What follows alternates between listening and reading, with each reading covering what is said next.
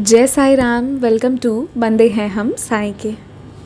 बाबा की कृपा से आपको एक बहुत प्यारी साई लीला सुनाने जा रही हूँ। और अगर आप लोगों के भी कोई एक्सपीरियंस हो तो आप मुझे भेज सकते हैं। इंस्टाग्राम ईमेल आईडी के थ्रू भेज सकते हैं। आप चाहें तो व्हाट्सएप के थ्रू भी भेज सकते हैं।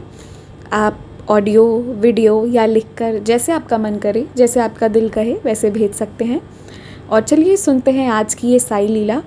तो हुआ है ये कि ये जो डिवोटी हैं ये बाबा को बहुत मानती हैं, लिटरली बहुत मानती हैं। बाबा की बहुत प्यारी बेटी हैं। तो रिसेंटली क्या हुआ था कि इनका अबॉर्शन हुआ था। अब एक रात की बात है, मतलब ऑलमोस्ट सुबह हो चुकी थी, 3 बज रहे होंगे, 2:30-3 बज रहे थे, रात ही थी। तो ये वॉशरूम गई। जब ये वॉशरूम गई तो ये रियलाइज़ की कि इन्हें बहुत ब्लीडिंग हो रही है, बहुत ज़्यादा।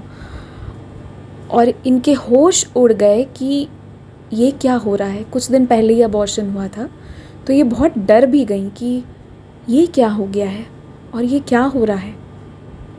और उसके बाद ना, उतना ब्लीडिंग होने के बाद इन्हें उस वक्त ये लिटरली फेंट होने लगी, गिर गई है। एंड इन्हें ऐसा लगा कि अब मर जाऊंगी, अब मेरे अंदर शक्ति नहीं है।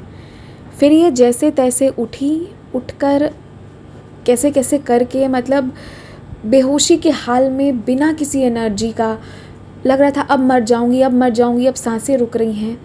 उसी हालत में ये जैसे तैसे ना थोड़ा आगे निकली, वॉशरूम के बाहर गई, थोड़ा आगे गई। वहाँ पर इनका एक रैक था जिस पे ये ऐसे ऐसे, मतलब पूरा हाथ ऊपर रख के, कैसे हम परेशानी में, ऐसा लग रहा था कि कुछ समझ में नहीं आ रहा है क्या हो रहा है। ये कुछ खोजना शुरू की। एंड वहाँ पर उन्हें एक बॉक्स मिला जिसके अंदर ऊदी रखी हुई थी। और इन्होंने तुरंत उसमें से ऊदी निकाला। और हिम्मत बिल्कुल नहीं बची थी। जिस इंसान को ये लग रहा है कि अब मौत आ गई है, मरने वाला हूँ, आप समझ सकते हैं उसकी क्या हाल हो रही होगी। एनर्जी लेवल कहाँ एकदम ख़त्म हो चुका था। इन्होंने उसमें से थोड़ी सी ऊदी बस मुंह में वैसे ही हाल में डाला। और वो डालने के तुरंत बाद इन्हें ऐसा महसूस हुआ कि मेरे शरीर में एक एनर्जी चली गई है। इन्हें लगा कि ये क्या हुआ। और वो जो एनर्जी इनके बॉडी में गई, उसके वजह से ये वॉशरूम से तो मतलब कैसे भी लुढ़कते हुए जैसे तैसे करके उस रैक तक पहुंची थी। इनके बेडरूम तक जा पाना बहुत मुश्किल था। और सबसे बड़ी बात है कि ये अकेली थी, इनके हस्बैंड नहीं थे घर पर।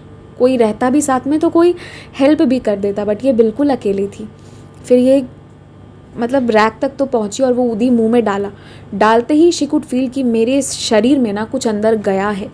अब देखिए, वो जो इनके अंदर वो जो एनर्जी गई थी, वो बाबा की कृपा गई थी, उसे मैं शब्दों में क्या बयां करूं। वो तो ये अनुभव में ही आप महसूस करेंगे कि उसके बाद ना इन्हें इतनी शक्ति हो गई कि ये चुपचाप अपने बेड पे गई, जाके लेट गई, सो गई। फिर ये नॉर्मली सुबह उठी एंड तकरीबन 10 दिनों तक ये लेती रही। वो 10 दिन इनके लिए बहुत भारी थे।